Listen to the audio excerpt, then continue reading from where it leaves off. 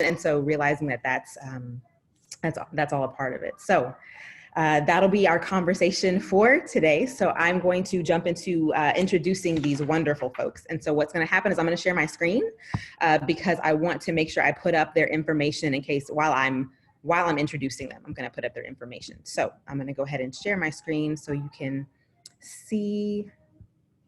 Where's that?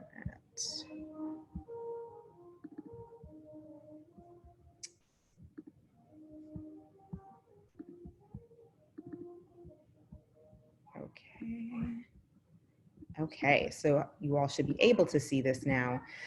So we had two folks, one Dr. Jessica Young Brown, who is the picture on the right, and then Carolina Hinojosa-Cisneros is on the left. So I'll start with Carolina. So Carolina is a Tejana poeta, Chicana, Mujerista from San Antonio, Texas. Her work centers on storytelling and faith and has appeared in On Being, Sojourners, Acentos Review, the Rumpus, She Loves Magazine, Rock and Sling, A Journal of Witness, and others. Her conferences and talks include a theopoetic revolution, the language of liberation, women doing theology and writing as a liberative practice, a Latina narrative. She is the poetry co-editor of the Journal of Latina Critical Feminism and poetry editor of The Thing Itself. She is a graduate student in the English program at Our Lady of the Lake University, where she is in pursuit of an MA in English and Literature, Creative Writing, Social Justice with recent emphasis on spatial theory. Her recent chapbook, Becoming Coztototl, is an invitation to witness and heal through poems which evoke our antepasados and root us in the language of family and home. Carolina's large project is a decolonial reimagining of theopoetics in the academy as a liberatory practice. Hinojosa-Cisneros is a 2019 was a 2019 Pushcart nominee for her poem Blessed Be the Mother and the 2019 recipient of the Ruben Malvez Award in Theopoetics. She's amazing and phenomenal, and once we get into the conversation, you'll understand why. And the other young woman that we have on the right is Dr. Jessica Young Brown, who is a counseling psychologist who serves as assistant professor of counseling and practical theology at the Samuel DeWitt Proctor School of Theology at Virginia Union University. In this capacity, she teaches and provides consultation and program development on issues of vocation, spiritual formation, and human development. Dr. Brown is also a licensed clinical psychologist and certified clinical trauma professional in private practice and provides education and consultation to churches and community organizations on mental health and organizational issues. In her clinical practice, Dr. Brown focuses on women's issues and relational concerns. Dr. Brown completed her undergraduate education at Elon University in Elon, North Carolina. She then went to Virginia Commonwealth University in Richmond, Virginia, where she received her MS and PhD degrees, both in counseling psychology. She is also the Varina District Representative and Chair for the Henrico County Board of Mental Health and Developmental Services. She's also the Vice Chair of the Board of Directors for VIP Care, and a nonprofit organization focused on providing faith-based counseling services in the Richmond community. So, as you can see, both of these young women have quite the CV, and trust me, there's much more I could have read for either of them, but we're just gonna leave it at that. And so we just really wanted to engage them in conversation, and it really is rich, and really just see it as, women together creating sacred space while talking about sacred space. And I want to just give a special shout out to my FTE colleagues for protecting that space for us while we were having that conversation, and realizing that it was a sacred space for us to have it. And I'm just really grateful to have colleagues that get that and understand that. And hopefully that's something that if your students are in need, that's something that you can be able to provide as well, right? That space that they might be needing. So we are going to get ready to show the clip, but before that, FTE colleagues, anything else that you all want to add as a layer of framing, or anything else that I might have missed? We had a little bit of technical difficulties, Keisha, while you were talking. So when you start the screen and when you start the video, let's make sure, if you can't see it, just will you say so right away and we'll try to fix it, but hopefully it will work this time. Sorry, everyone. For that. Thanks, Keisha. Oh, thanks. Sorry, I was sitting too busy reading. I really wasn't even looking at the chat. Thank you. Having amazing colleagues. So with that, so I'm assuming, was it Melissa, were you able to get back in? And so would it be easier for you to play the clip since you were able to ask you if you guys wouldn't mind? So thank you for bearing with us. Technical difficulties, they happen, right? Absolutely. Thank you. I appreciate you. Again, grateful for amazing colleagues. And don't judge my face. For being here. Again, Jessica, you have your practice. You have so much wealth of knowledge around formation and mental health. Working students. Carolina, you have so much, especially around theopoetics and the arts, and creating a space, right, of cultivating space about how we can heal and work through trauma, and using kind of that creative tool that we all have, but sometimes we don't give ourselves permission to use. So I'm so glad that you all could come and talk about these things. So let's just start first with talking about how did you come to work with college students, right? A little bit of your background. If maybe we want to start with Carolina, and then Dr. Young-Brown, you can take up after, and then the next question will reverse that. So how did you start working with college students? I want to say about a year ago, because it feels like forever, but a year ago, I stepped into the dual role of program coordinator because I was a graduate student at Our Lady of the Lake University. I still am. And so I saw the dynamics of how holistically the university would treat students. So they wouldn't just go to counseling, but they would actually go to the Center for Women. If they were women, they would go to ministry. And there were different outlets of this holistic way to approach students. And I was really excited about that. So I saw that there was an opening at the Center for Women, and I applied for that position, and I got the program coordinator position, which is 100% student-centered. And that brought me into a very unique position of graduate student and staff member in ministry. So that's how I came to work with college students, specifically first generation, first year students for the most part. So I do, my involvement is with Hispanic serving institutions, with HSIs. So that is where my work finds me now. Mm-hmm. Wonderful, thank you. And Dr. Young-Brown. So I too started working with in graduate school. The program I was in at VCU, graduate students had a lot of interface with undergraduate students. And so over the course of my time in my graduate career, and then immediately after graduating, I was in counseling, advising, and teaching roles. And those are really different kind of roles to be in with students, but it helped me to have a well-rounded understanding of college students. And VCU is a very diverse institution in terms of race, ethnicity, in terms of socioeconomic status, in terms of the percentage of students who are first generation. And so we saw kind of everything you can imagine in terms of how college students show up ready to learn. So it was a great learning experience for me. Wonderful, thank you. So kind of located how you've entered this college space, given that you guys, both of you have a diversity of ways that you enter, how do you accompany college students now through, especially right now, through these traumatic events of the pandemic, as well as a lot of racial injustice that's happening right now in the world? And I'm pretty sure different things are happening specifically where you are state-wise or city-wise. So I'm curious how you guys are accompanying students through that. And I'll let Dr. Young-Brown take that first, and then Carolina, I'll let you take that after.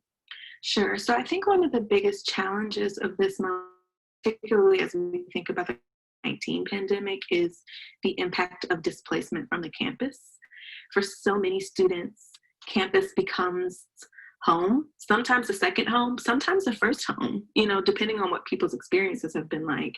And I was teaching at VCU this spring when we had to shift everything. And I had students who were coming to office hours, I did virtual office hours, not because they needed help with course content, but because they just needed to talk. They needed somebody who had been kind of an anchor for them to just bear witness. And for some students, it was talking about how bored they were. For some students, it was talking about how worried they were, right? And then we have this added issues around racial injustice and police brutality and lots of different ways they can look. And college students in this country in particularly have always been a part of the fight, right? Whatever that fight is. And so I think holding space in this moment too is also helping students to name the challenges they're experiencing, the feelings they're having, and also to help them think about, how do I turn this into meaningful action?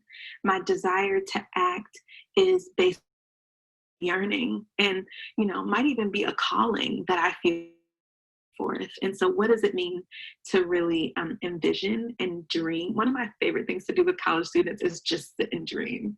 Like, okay, you have all these things that you're so interested in. What could you turn this into? Who could you be that you would really be living out what you feel is happening on the inside? And so I think a big piece of what we can do is just listen and hold up a mirror and provide support. A lot of times, one of the reasons college can feel so different from home is because parents have agendas. And one of the gifts we can give college students is to not participate in that parent-child dynamic, to be an adult, right? For some of us, that's a mentoring role. For some of us, it's a support role, but we can kind of divorce our own expectations and wishes and really just sit with the student into imagining what they hope and dream for themselves. Absolutely, thank you. That's really helpful. I had never thought about that parent-child dynamic and the all the expectations and agendas that come with that. Very powerful. Thank you for that. College counselor. Oh yeah. All right, Carolina, how do you accompany college students through traumatic events?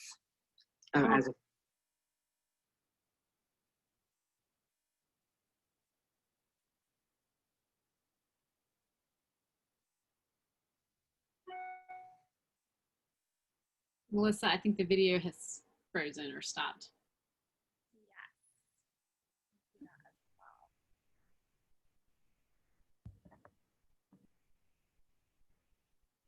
Of course, it would freeze when my face is in a very interesting position. Let me see if I can quickly get it back up. Sorry, everyone.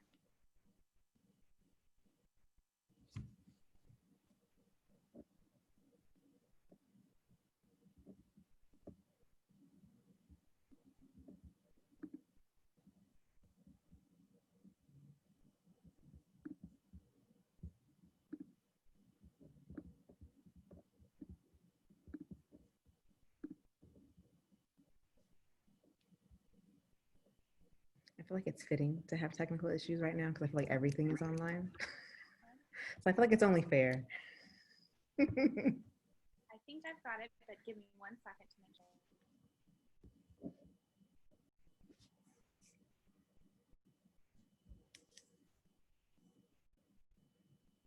In the meantime, I hope everyone is doing well, or well-ish, or well-adjacent, or whatever well looks like, or not even well at all, and that is okay too. Whatever that looks like for you, as well as caring for yourself, how you might need as well.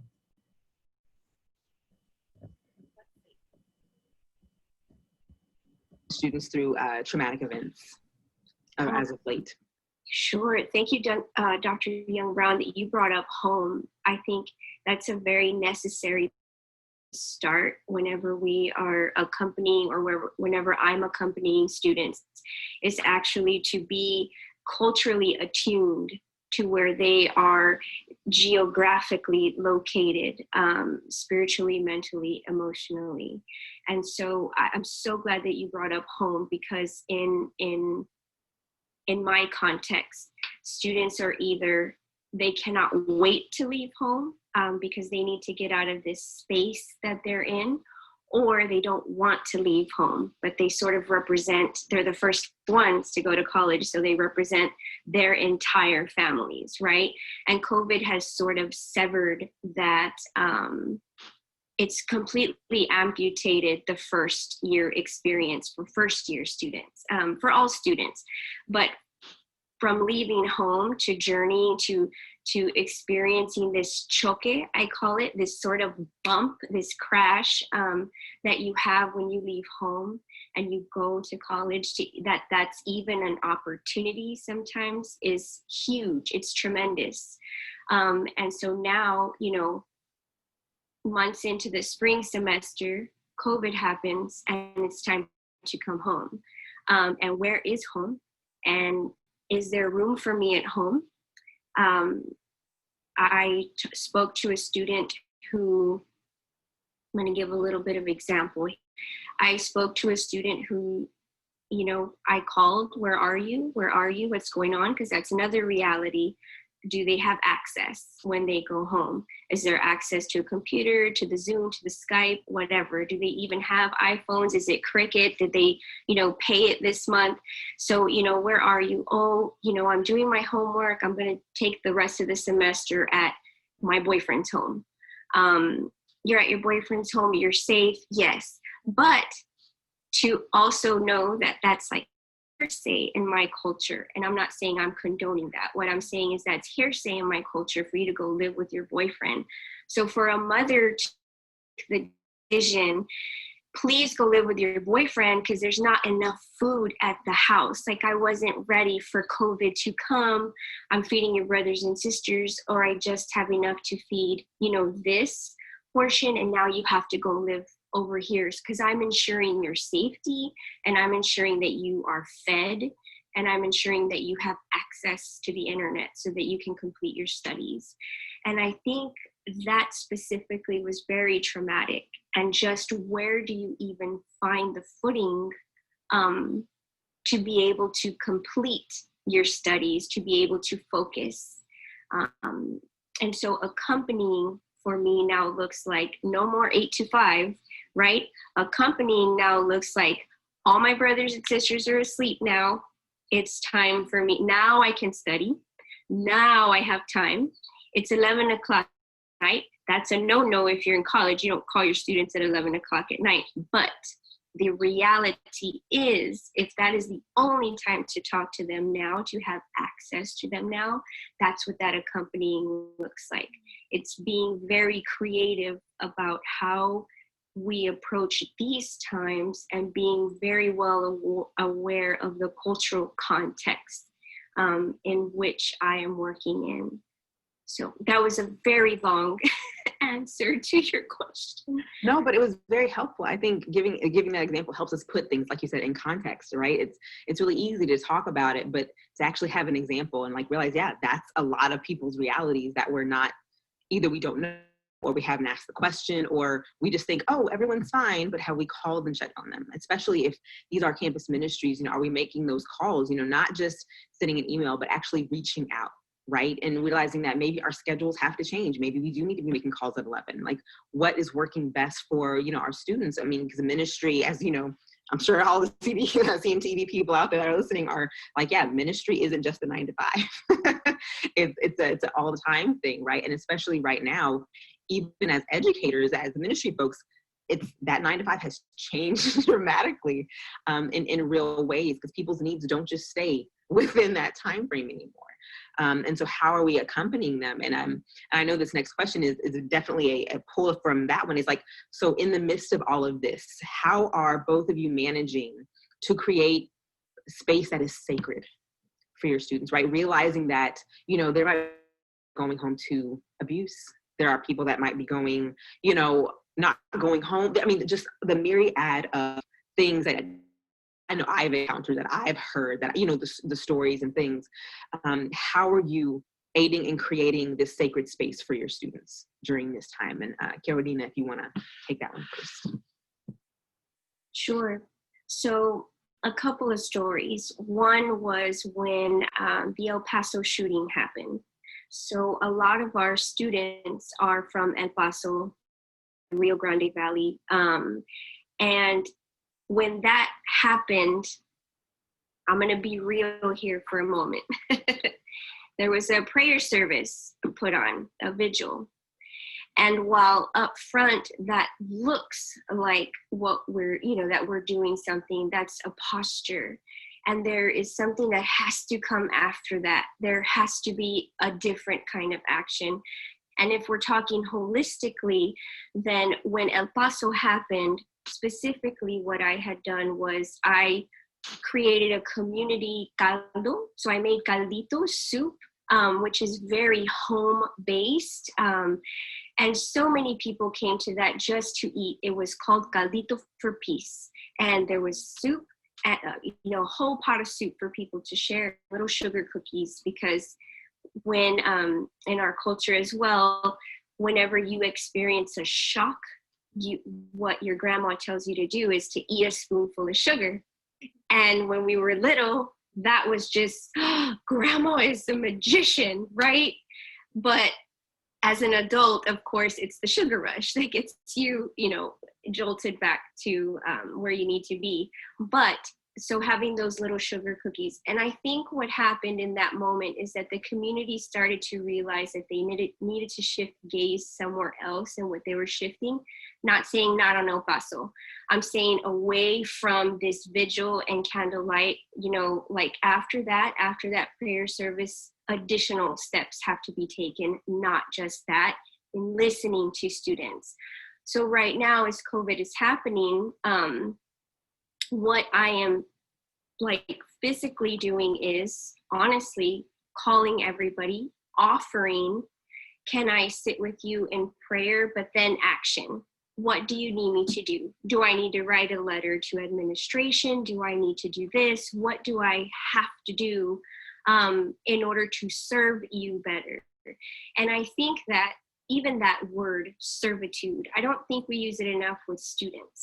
Students bring, they bring their whole lived epistemologies with them. They bring their whole lived lives that we can completely learn from and co-create with, as opposed to saying, I have the answer, maybe shifting the question and saying, what do you need? And giving them agency, allowing them the space to be able to do that. And a lot of right now that's online, and I'm trying to be more creative about what that looks like, running over to Instagram, running over to Twitter. Like, what does it look like? I haven't done TikTok yet, but I don't know if I will because I just don't understand it. Estoy viejita, I'm like 41 years old. I don't get the TikTok right now, but I'm gonna try. And so creating space, but creating space from the home, like sacred. What is sacred about home that people need? Just like making the caldito. I can't make you caldito, I can't make you soup and give it to you because we can't have contact, but what from home can I pull in order to create a sacred space for you? And what does that look like? And I'm still learning as well. I'm learning from the students what they need and how I can create space with their complete experience in my mind. Absolutely, thank you. So it's really about the listening, and it's about the not just prayer, but moving into action, which is actually a really great thing, because I happen to know in Dr. Young Brown's book, one of the things she talks about is so often, the church and ministries, they do a lot of prayer and then they just stop. I'll pray for you, that's it. And one of the big things she talks about is, hey friends, yeah, we can pray, but guess what? That's not where it should stop. You need to actually move to action. Like, it can't just stop at prayer. It has to move to, well, what is next? What are the action steps that actually need to happen to care for people in different ways?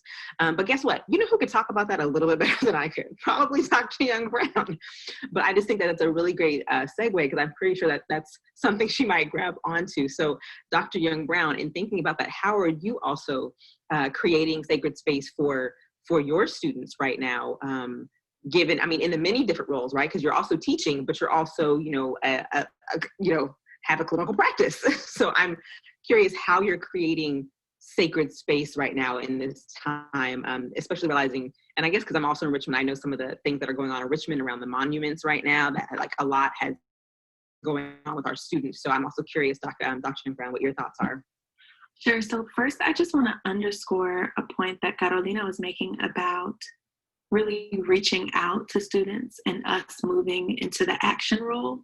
A lot of times, those of us as professional staff sort of build the expectation that people will come to us and be able to articulate very clearly what they need. And the reality is that for many of our students, they don't have the skills or resources to be able to do that. And even for those who do, in times of trauma, we are notoriously challenged at being able to articulate what we need. right? We go into mode. And so I think it's important for those of us in service, as you said, Carolina, to really reach out and say, here are all the possible ways I could help you. Does any of these feel like they fit something that you need? And so I think it's very important to offer that. Even sometimes when people can say, I have this need, there can be a lot of shame around having the need and asking. And so it's on us to really make that space open and to offer. I also think that it's important for us to really lead with grace in moments like this. I had the conversation with so many students over the past couple of months. Look, I have never lived through anything like this before, and I'm not going to hold you to a higher standard than I hold myself. Sometimes I will not get this right. Sometimes I will feel confused. Sometimes I will be overwhelmed. But my commitment to you is that we will figure this out together, right? That we will try to make sense of what we need in this moment and honor that. I've also learned that sometimes sacred space is not having the answers, to just sit with questions and honor those. We, especially in our like westernized American capitalistic way of understanding the world, we love like really neat boxes with bows and tying everything up. And the reality is that life is messy, and life is especially messy right now. And so sometimes sacred space is just saying, whew, this is a lot and it's messy and I don't know, but I'm here. You know, and so I think we can help ourselves and help our students by, in some ways, relinquishing some of that authority. And as I had a professor who used to call it know-it-allness, that we are used to, to relinquish some of that and just be people in the room with other people.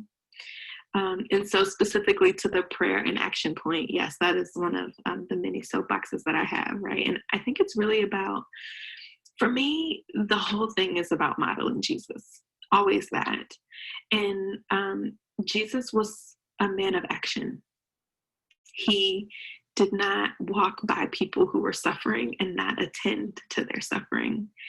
And so for those of us who are believers, if we say we're going to emulate Christ, then that means we've got to do the footwork and the legwork to be like Christ, which is sit with the people who look messy and work in the process of healing with the people who are sick and hold the people accountable who are not doing what God has called them to do, right? All of that is Jesus. And for me, that's what prayer and action looks like. It means I'm working to be in tune with, yes, the individual and interpersonal issues that our students are facing, but also the systemic issues that our students are facing. You know, one of my big challenges being an instructor when we had this big transition is like, I don't know if some of my students have internet access. I don't know if some of them will be able to get to a quiet space. I'm not going to demand that they be on Zoom for 3 hours with video on when I don't know what home looks like, right? And so I think working on ways to acknowledge people's social location too is all the ways we can create sacred space, because what it says is, I see you as the person you are in the situation you are in, and I'm not going to pretend that you're a robot, but I'm going to see you as a human being and really honor that. Thank you. That's really helpful. And I'm just thinking, because thinking about creating spaces, and I know some of our CMTEV folks would probably like just different examples. And so I'm just, as you both were talking, I was just thinking about like some of the things that even I had to do this past semester, right? Create space to reimagine, right?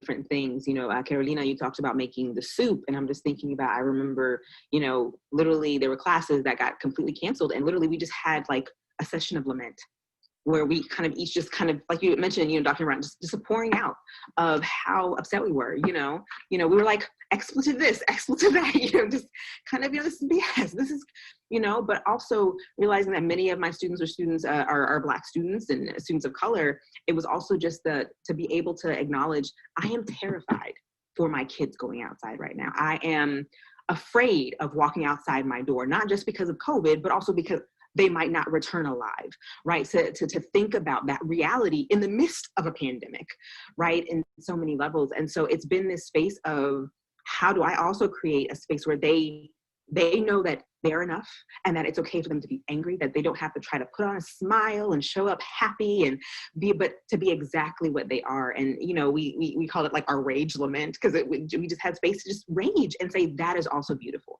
That is also part of what it means to be made in the image of God. And okay. And then after we raged, we were like, so what's our plan? So what are we going to do, right? And so that's kind of some of the space I've been doing. Also, so both of you know me a little bit, but it's also, I made space for play. So then we had, you know, a whole other session where we used play as resistance. We said, we're not going to let anyone steal our joy today. And today we're going to jump rope. Today we're going to do some double dutch. Today we are going to play charades. Today we are going to, you know, just do something silly and fun. We're going to paint together. You know, I had them get and markers and we just created something, right? And just getting back into that space of being able to create and imagine, even in the midst of everything going on, still remembering that we still have that, and how we can also use that to move us to action, but how we can also use it as a space to resist everything that's going on, I think is really powerful. And so I'm curious if any of you also, either of you also have any other ideas or thoughts, even if you haven't, you know, done it yourself, but any other thoughts or ideas of ways to do those things, as, you know, not just folks in the classroom, but also many of these folks are, you know, ministers, just doing campus ministry, some trying to do in person if their campus goes back, but most of them online. Any other thoughts about ideas or things that they might be able to do? Feel free to jump in whenever you get a... Sure. Lakisha and I had a conversation recently about the power of the body and using the body as resistance. And so from my perspective as a mental health professional, we know and feel how connected the body and the mind and emotions are. And so for me, resistance looks like caring for our bodies in really radical ways. It's taking a nap, it's eating good food, it's exercise, it's going outside and feeling the sun on our faces. And particularly for people of color, you know, we sort of carry around the danger that is walking around in a body that looks like ours, right? And so to dare to be free, to dare to feel free or to seek out freedom is, I think, so powerful and liberating, right? Whether it's dancing or jumping rope or walking barefoot in the grass, or, you know, my husband and I just bought my son a swing set, and I'm pretty sure I've used it almost as much as he is, right? Like, just to have those experiences of, it's never, you know, you can't escape the reality, but you can give yourself moments of freedom in that way. And I think no matter what people's individual circumstances are, you can carve out little spaces like those and really commit to those for yourself. And so that's been something that's been really powerful for me. The other piece that I would recommend is really thinking about, what does it mean to connect meaningfully with people we love and care about, even if we can't see them in person, but to just have those conversations. And if we can't gather for dinner, can we share a meal over FaceTime or Zoom and share the story of the recipe? I had a family member pass away in April, kind of when all this was going on, and I found myself preparing foods that she had taught me how to make. And I realized, like, okay, this is a way to connect with her. But one of the things I did was call a couple of my family members and say, hey, y'all, guess what I'm cooking right now, right? And so I think those small ways, whether it's connecting with an ancestor, with a family, connecting with a friend, are opportunities that we have to create that sacred space wherever we are. Thank you. That's amazing. Thank you. So I wrote a couple of things that and I'm quoting you. I'm writing them in my journal. I think it's so beautiful, Dr. Young Brown. I love dare to be free. I think a lot of us, I lump myself in there too. I think a lot of times daring to be free is revolutionary, right? And how to show our students to dare be free. That I think that is so, it's very, very powerful. I always try to, I think this is practical as well, is to show, right now a lot of our students as well are trying to, their bodies, exactly what you said, are remembering how to survive this, right? Like our ancestors went through a virus like this that wiped out a lot of them. So what the body is doing is, because of intergenerational trauma and memory, sacred memory carried in the body physically, that at this moment, people are saying, oh my gosh, no me hallo, like I don't know what to do. I need to quit, to go over here. I need to go plant plants. I need to take care of my grandma. I need to take care of my, everything is so amplified in this moment. And I think that what happens is that our bodies are trying to remember how we resisted then, how we survived then, and we're carrying that into present reality of how to survive this as well. And for a lot of people, we, you know, they spend the day crying. What is me? I feel so, I've, you know, some of my students say, I've been an emotional wreck. I don't even understand. I've never had depression before or anxiety. And so trying to let them know that their body is reacting to something very real, that they are processing a trauma that they need to remember to get past. But, and I'm not saying that they should not seek out mental health. Totally, I tell everyone to do that in this time, especially now that you can do that over the internet, which actually takes me to my next point about access. Being able to access mental health resources and being able to access these things are very important. And not to how to tell students not to operate from a deficit mentality. Because I think a lot of times we go home and we say, oh, now I have to take care of my grandma, there go all my studies. No, like you are protecting ancestral wisdom. You are protecting this generational wealth. That's not, let's not operate from that deficit mentality. Let's say you're doing something pretty incredible that, you know, goes along with your studies or amplifies your studies, but your studies, you know, those are important, but what you're doing over here is you are protecting generational wealth. And so if we teach them how to use different vocabulary, then they're not operating from a deficit mentality. And I don't want to take up too much of the time. Go for it.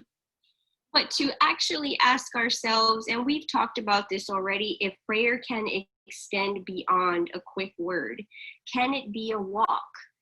Can you take your FaceTime and your phone around, you know, outside if you have that kind of access?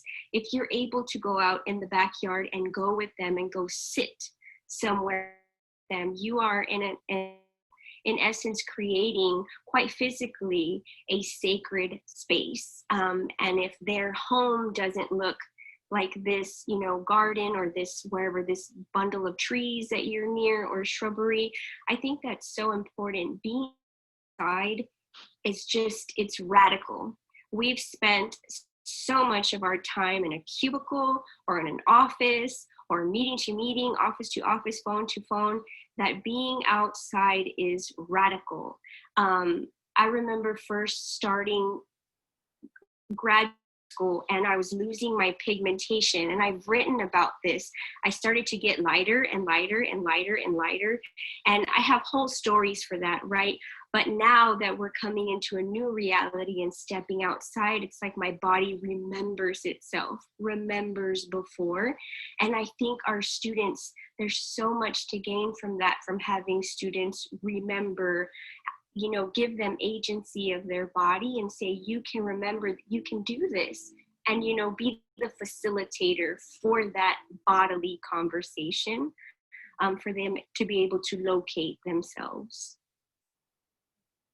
Thank you. That's really helpful. And I love that you were talking about generational trauma. I'm sure she won't get into it, but I know that that's also I love the two of you together. That's all I'm going to say, is that you guys are really on the same wavelength here. And I think this is incredible and amazing. I'm so glad we're recording it to hold on to, because this is such good wisdom. And I think you make such a good point, because I think it's also thinking about what it means to produce right now, I think is a whole new thing. And one of our CMTEV, I'm blanking on his name at the moment, but he made this comment about how we are more than what we produce. And I think that is so powerful to remind our students right now that, guess what? You are more than what you produce, but even in that, productivity is going to look different. Productivity is going to mean caring for your abuelita, caring for your grandmother, and saying that is enough for today. Or, for me, some days, having a toddler, guess what? Just making it through the day. Just maybe I didn't shower. Maybe I didn't do my hair. You know what? Maybe I need to put up a virtual background, because you know what? It's just not clean right now. And guess what?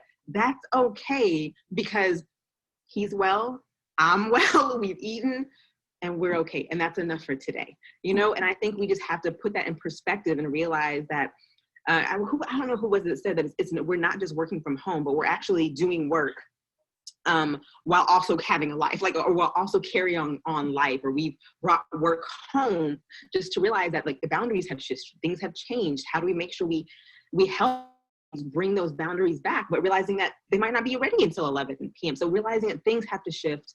We need to shift mentality around productivity, which is, again, in this country, all about what you produce.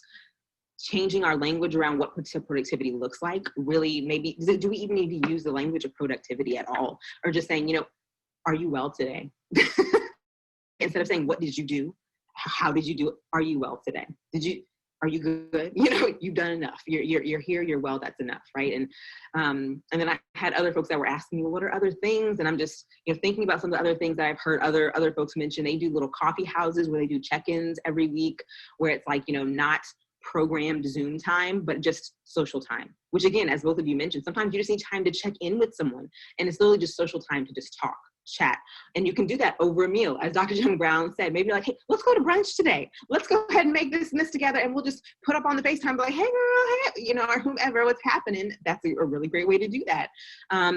I've known programs that are doing karaoke, because I promise you, people that can or cannot sing, guess what? They equally can or cannot sing online as well. And it's still equally wonderful and enjoyable. So that is one of the things. There's an app called Discord, where you can actually play games with people, the app. So, hey, again, games, playing, maybe you just need to, get away. You can also do things like Pictionary and charades, again, online. And again, it's still equally funny, because people can equally draw or not draw online or in person. It's beautiful. There's some programs that also talked about sending people plants. That way they have something to grow until, that's living right now in their space. And then whenever you're able to come back together, they're going to plant them in a garden bed together. There's also one that they've been doing, a book club, reading a book and having discussion about it, but not using words, only using images, which is also really cool. Lots of TV shows out right now around, you got Netflix, Hulu. Again, access, you never know, so you don't know what people have, but there are lots of shows coming out right now. You can do discussion parties, having questions, things like that. I know this is also a really good time where I've been doing a lot of I call it Lectio Divina Plus, where you kind of do a Lectio Divina where you go through, but I always end it with doing something creative, whether it's bust out the Legos and create something, or draw something, or paint something. Just how do you add that different aspect to something? There's also, Visio Divina, where you do an image. So I think there's just a lot of ways that we can work this in that we need to be thinking about.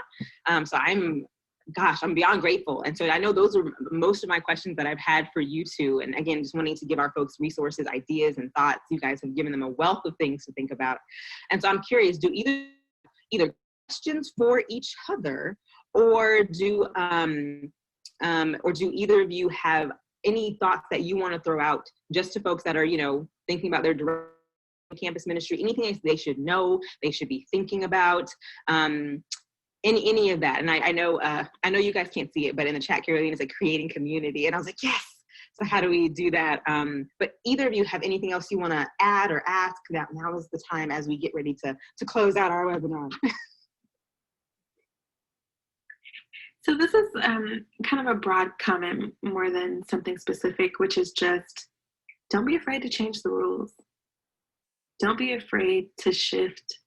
I am a firm believer, whether I'm in a counseling session or teaching a class or in a church service singing praise and worship, that one of our primary responsibilities as believers is to be in tune with the Holy Spirit. And so that means when it's time to shift, you exercise obedience and you shift. Use those creative juices, do something different, because that shift might be just the thing that people need to connect in this moment. And so I think that kind of spans across a broad range of a lot of the things that you were saying, right? Which is, we don't have to try to do the same thing that we've been doing just on Zoom. That might not be helpful. We have opportunities even in this moment to envision, to create, to dream.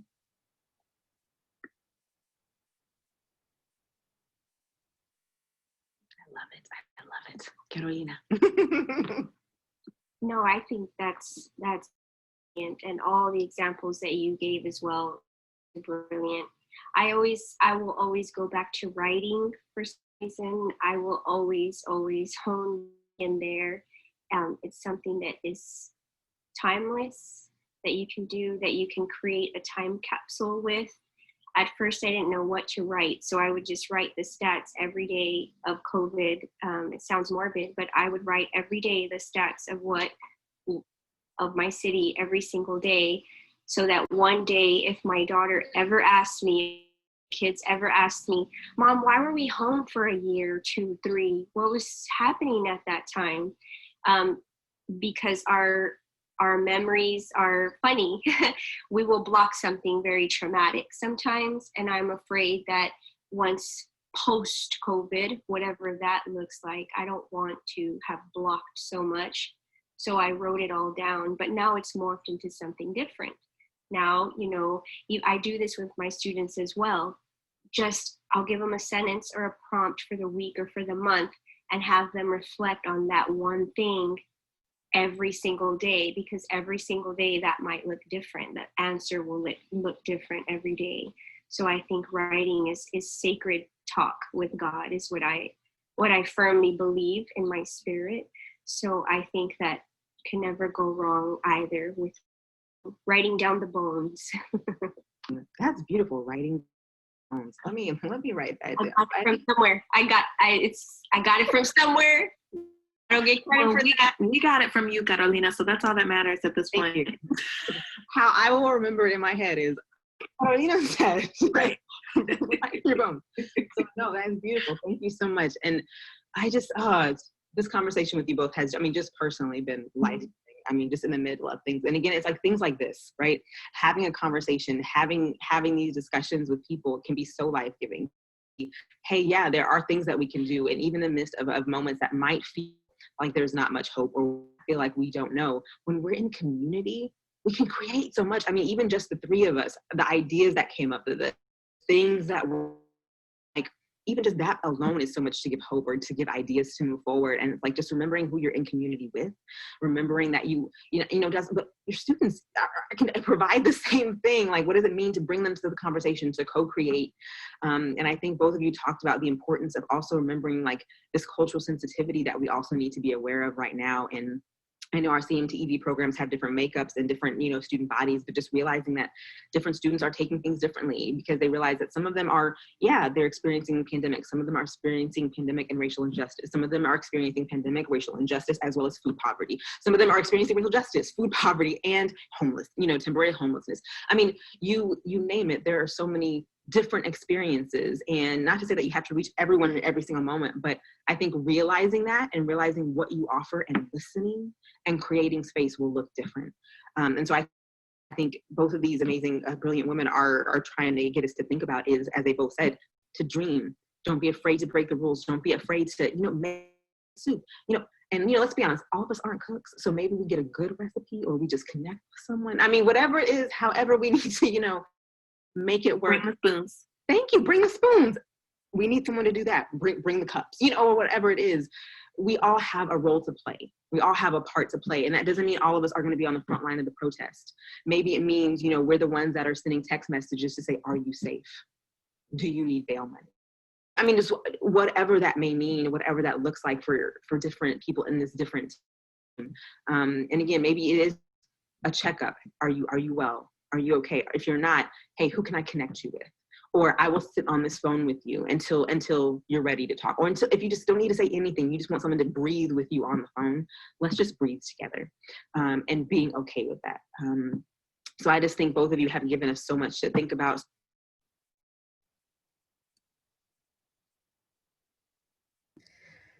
Hey, so I know that was a little lengthy, but hopefully you not only felt the importance about creating sacred space, but you kind of felt it even with just the three of us there. Kind of being able to have that space. As you can see, we kind of just were talking to each other like we were talking to a friend. And I think that's the beauty of what sacred space can provide, is that you kind of let down the walls and you're able to have real, authentic conversation. And I think that's something that, especially right now, our students are needing. They're going through a lot of trauma, and like, you know, as they mentioned, they might not have the exact words, but how can we accompany them and walk alongside them? We gave a couple of ideas in this piece. Again, a lot of it's cultural, it's contextual, you have to figure out what works. But now we just wanted to take a little bit of time to just let's digest this, because that was a lot to take in, a lot to digest. So we're just gonna break out into 2 breakout groups. And we're just gonna have a conversation, right? And we have a couple of questions about, you know, what you're thinking, what stuck with you, as well as how you might think you might wanna accompany your students, what might work at your location. And then we'll come back to the large group and share anything that stuck with us. So I'm gonna break us out into groups. Feel free, everybody take a deep breath in, let it out, because I know that was a bit much. But I think during this time, there's a lot, so we just wanted to give you as much as we could in this short period of time. Okay, so I'm going to put you in groups now, and feel free to click when it tells you to head over to your group.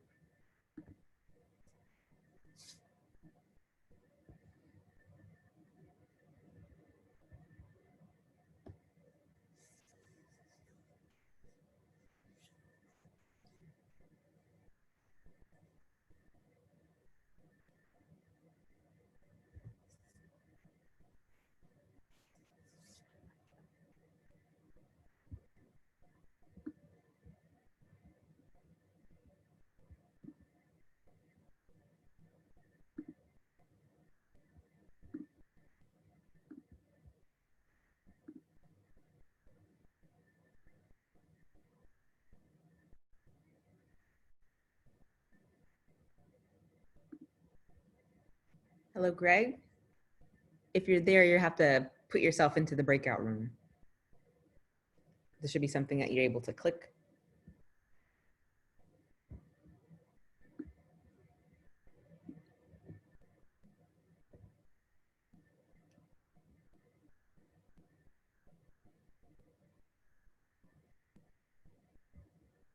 Hello, Greg, are you there?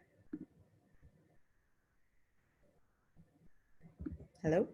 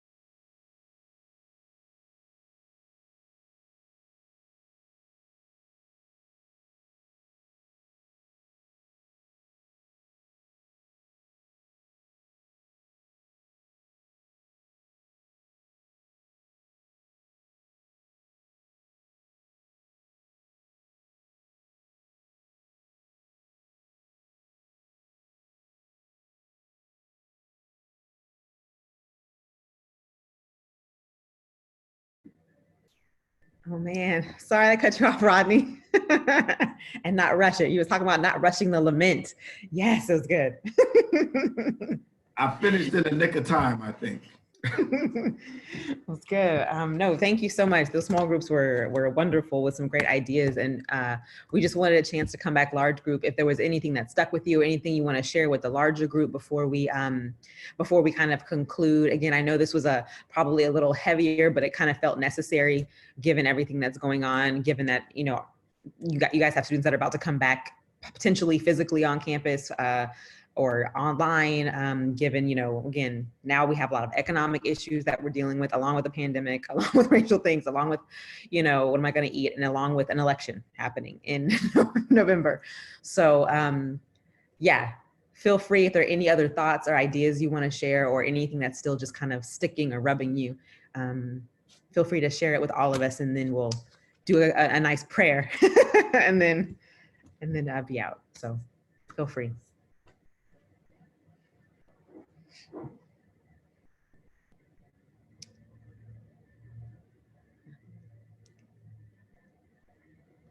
Is that everything in the small group? That's fine.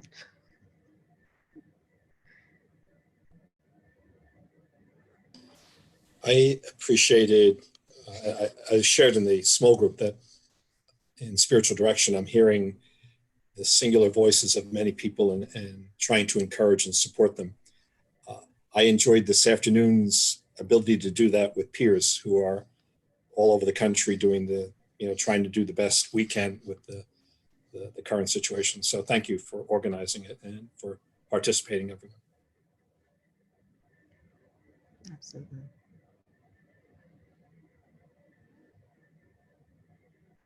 I would echo that and just say thank you for a really informative session that was so timely and incredibly valuable. So I appreciate it very much. Thank you.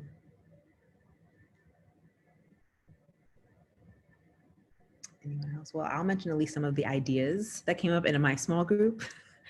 Sarah was mentioning how she's going to start breath prayers for the week. Just how important it is just to remind us to breathe right now, and sending that out.